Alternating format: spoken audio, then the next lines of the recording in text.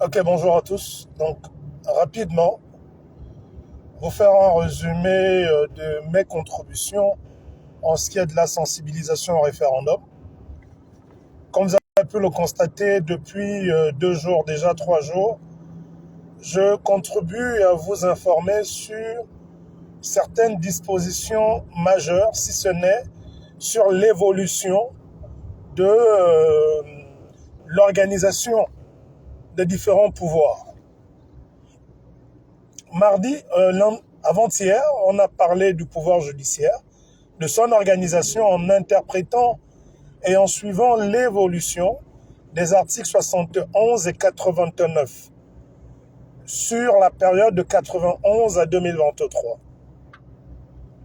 Et vous avez pu comprendre à travers l'interprétation de ces articles que le pouvoir judiciaire, organisé autour du Conseil supérieur de la magistrature et de la Cour constitutionnelle, a toujours été au contrôle, on va dire, de l'exécutif. En ce sens que dans la Constitution de 91, il est clairement énoncé que c'est le président de la République qui est le président du Conseil supérieur de la magistrature et que son vice-président est le ministre, était le président de la Cour suprême. Donc, dans la Constitution de 91, le principe était le président de la République, président du Conseil supérieur de la magistrature, et l'ordre du judiciaire représenté par la Cour suprême assurait la vice-présidence. Lorsque les politiques partent aux accords de Paris, ils décident de politiser l'organe judiciaire. En ce sens qu'ils vont retirer l'ordre judiciaire de la vice-présidence du Conseil supérieur de la magistrature pour confier cette vice-présidence à un organe, à une institution, sinon une administration politique, à savoir le ministre de l'Intérieur. Ce qui fait que de 1994 à 2018, on avait comme président du Conseil supérieur de la magistrature le président de la République et comme vice-président le ministre de la Justice. On a également apprécié l'évolution de l'article 89 qui porte sur la composition de la Cour constitutionnelle. Là aussi, dans la Constitution de 91, il était clairement énoncé que le président de la République nomme 3 membres de la Cour constitutionnelle, le président de l'Assemblée nationale en nomme 3 et le Conseil supérieur de la magistrature en nomme 3. Seulement, quand les politiques se retrouvent de nouveau aux accords de Paris de 1994, ils décident d'évincer l'ordre judiciaire du pouvoir de nomination des juges constitutionnels. Ce qui fait qu'en 1994, on se retrouve avec le président de la République qui nomme 3 membres de la Cour constitutionnelle, le président du Sénat en nomme 3 et le président de l'Assemblée nationale en nomme 3. C'est en 2018 que la Constitution est modifiée, si mes souvenirs sont bons, de façon à ce que, dorénavant, cela soit 3 membres nommés par le président de la République, 2 nommés par le président de l'Assemblée nationale, 1 nommé par le président du Sénat et 3 autres membres nommés par le Conseil supérieur de la magistrature. Donc, on comprend aisément à la lecture des articles 71 et 89 de la Constitution de 91 et de toutes ces révisions jusqu'en 2023 que le président de la République, qui appartient au pouvoir judiciaire, avait le pouvoir, donc était en gros le patron de l'ordre judiciaire, en ce sens qu'il était le président du Conseil supérieur de la magistrature, tout en ayant le pouvoir de nommer des juges constitutionnels.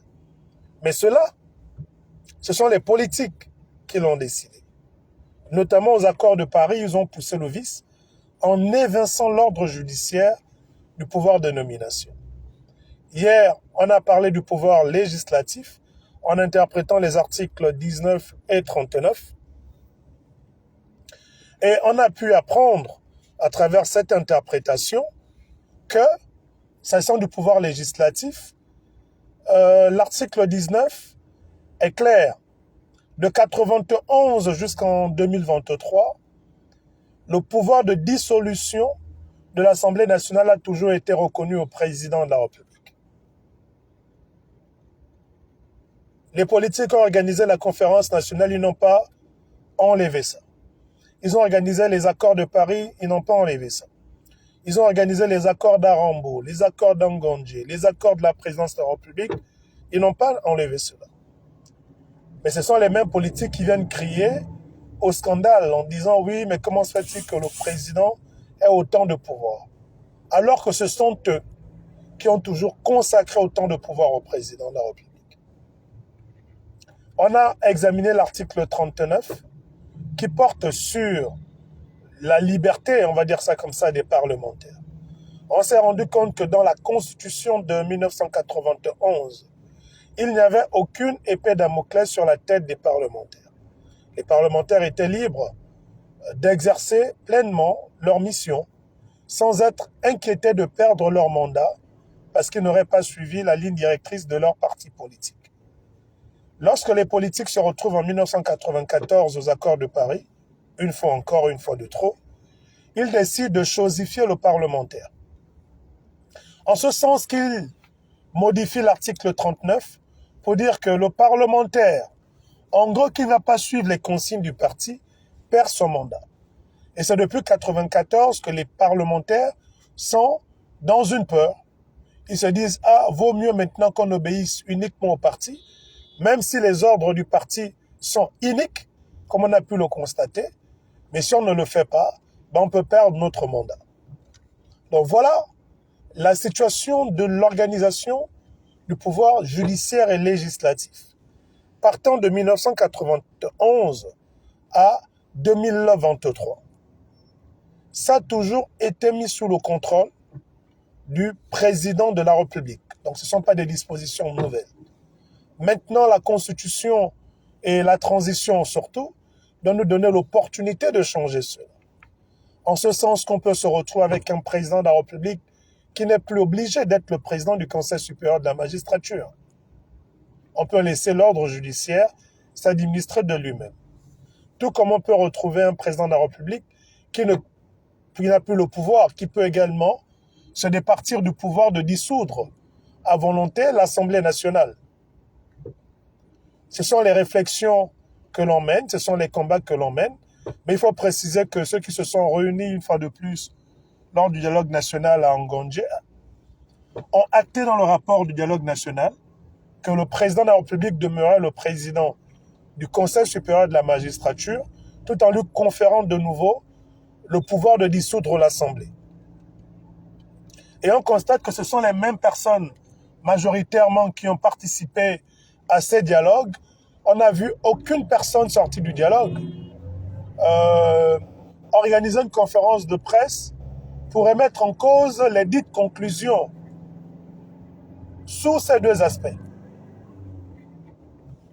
J'ai pas vu de leaders politiques et autres le faire. Ce qui sous-entend que ceux qui ont participé sont en phase avec ces dispositions. Mais il n'est pas trop tard pour pouvoir les modifier, d'autant plus que les dispositions et les recommandations du dialogue n'ont pas un caractère exécutoire, n'ont pas un caractère souverain. Et on espère justement que dans la dernière monture de la constitution, du projet de constitution, nous allons nous retrouver avec ces dispositions qui pourront être modifiées ou bien qui pourront disparaître. Voilà ce que j'avais à vous apporter comme contribution en matière de sensibilisation au référendum sur notamment l'organisation du pouvoir judiciaire et l'organisation du pouvoir législatif. Merci, excellente journée à tous.